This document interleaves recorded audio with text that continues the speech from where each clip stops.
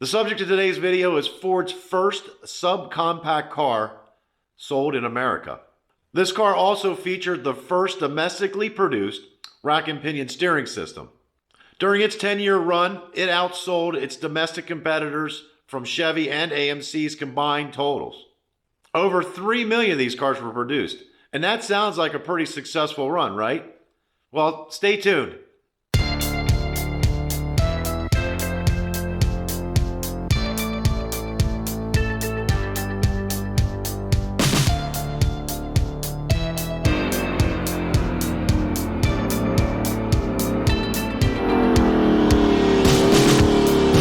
This car was once described as a car nobody loved, but everybody bought. In 2004, Forbes included it among its 14th worst cars of all time. Time magazine included it on its list of the 50 worst cars of all time. The subject of today's video is the Ford Pinto.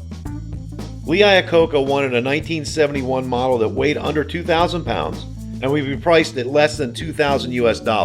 That's roughly around $14,000 in today's money. The Pinto product development from conception through delivery was completed in 25 months.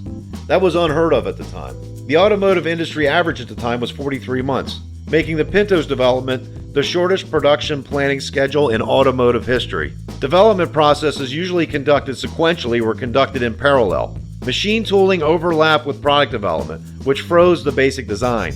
Decisions that threatened the schedule were discouraged, and the attitude of Ford management was to develop the Pinto as quickly as possible.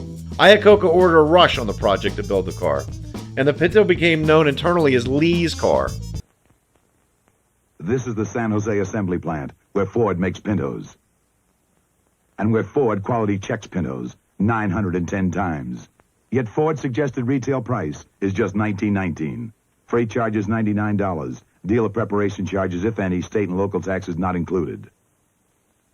When we say Pinto is quality built and import priced, we mean it. You don't get to be first any other way.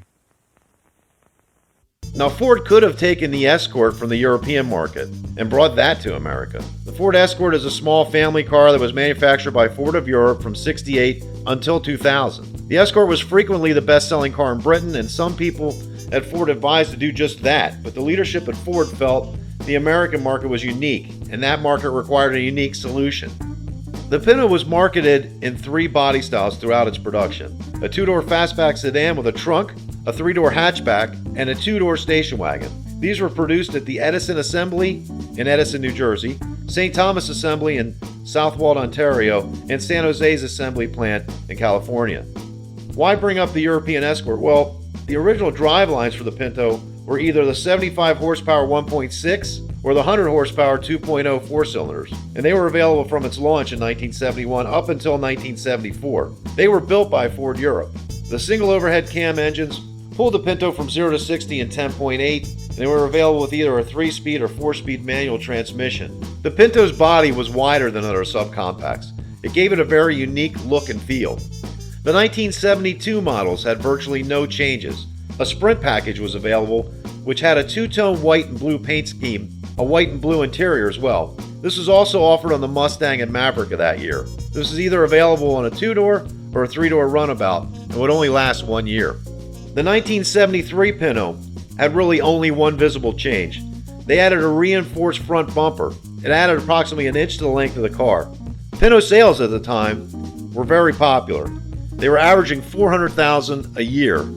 In 1974, the Pinto driveline was changed to the domestically sourced 2.3-liter 4-cylinder. This was an engine that was shared with the Mustang II. Ford changed the horsepower output of the 2.3 every year of production all the way up till 1980. It ranged somewhere between 83 and 92 horsepower. This engine was standard in a Pinto. A 4-speed manual or 3-speed automatic were the transmission options. Larger front and rear bumpers were added, as well as additional emissions control measures. In 1975, a 97 horsepower 2.8 V6 was made available for the wagons. Mercury also introduced a rebadged version of the Pinto. This was called the Mercury Bobcat, and this model would run from 1975 to 1980. 1976, 77, and 78 models continued on with little change, but by 1978, the Pinto sales were lagging. They were still chalking up 200,000 annual sales a year, and all the models and drivetrain choices continued as before. In 1979, the Pinto got a substantial facelift. Changes included a new hood, fenders, grille, and rectangular headlights. The Bobcat lost its unique look and was almost now a carbon copy of the Pinto. There were major changes inside as well, with an all-new updated dashboard, seats, and door panels. New stripes and decals were added.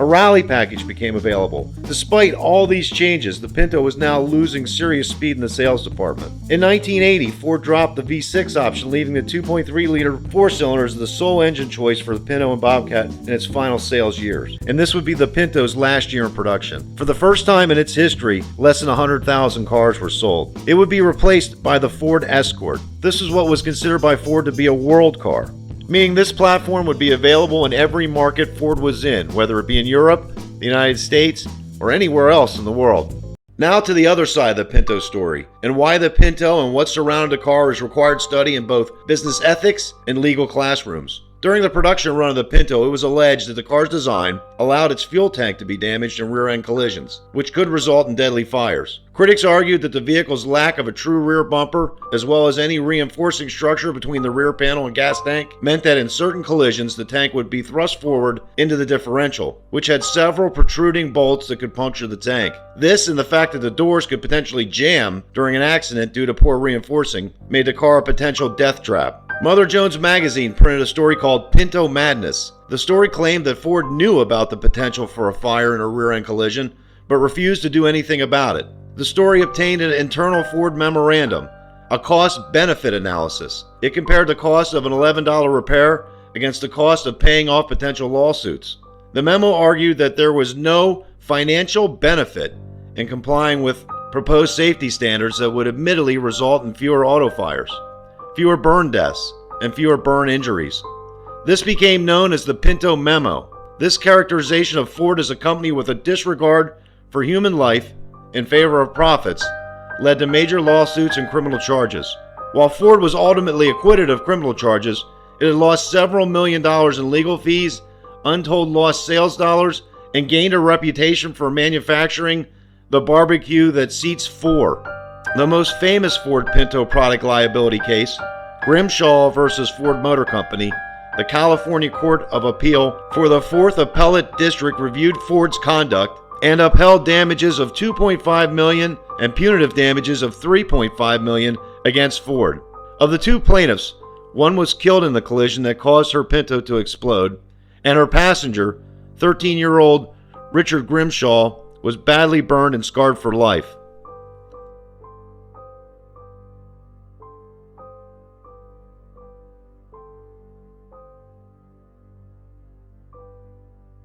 Ford agreed to a voluntary recall program. On June 9, 1978, days before the National Highway Traffic Safety Administration was to issue Ford a formal recall order, Ford recalled 1.5 million Ford Pintos and Mercury Bobcats. At the time, it was the largest recall in automotive history. The recall included only sedans and hatchbacks. Ford disagreed with the NTSA's finding of a defect and said the recall was to end public concern that it resulted from criticism of the fuel systems in these vehicles. The Ford recall placed a polyethylene shield between the tank and the rear axle. It lengthened the filler tube and improved a filler tank seal in the event of a collision. In a 1991 law review paper by Gary Schwartz, he argued that the case against Pinto was less clear-cut. Only 27 people died in Pinto fires. Given the Pinto's production figures of over 3 million, this was no worse than any typical vehicle for the time, and far less than the hundreds claimed by the consumer safety advocates, whose allegations are largely responsible for the reputation of the vehicle. Schwartz argued the car was no more fire-prone than any other car at the time, and its fatality rates were lower than comparable-sized imported automobiles. Also, the supposed smoking gun document that plaintiffs claimed showed Ford's callousness in designing the Pinto was a document based on the National Highway Traffic Safety Administration regulations about the value of human life, rather than a document used to design the Pinto. So despite the 3 million Pintos that were manufactured by Ford, there are hardly any left on the road. If you have a Pinto and you're near central Pennsylvania, I live outside of Harrisburg, drop me a comment, let me know. I'd love to video it for you. It's a car that's very unique in American history, and it'd be a privilege to do that. Also, if you like this video, please hit the like button. Also, if you haven't subscribed, maybe subscribe. The like button will help other people see it, and that would be appreciated. That's about all I have on the Pinto. Thanks for watching. We'll see you.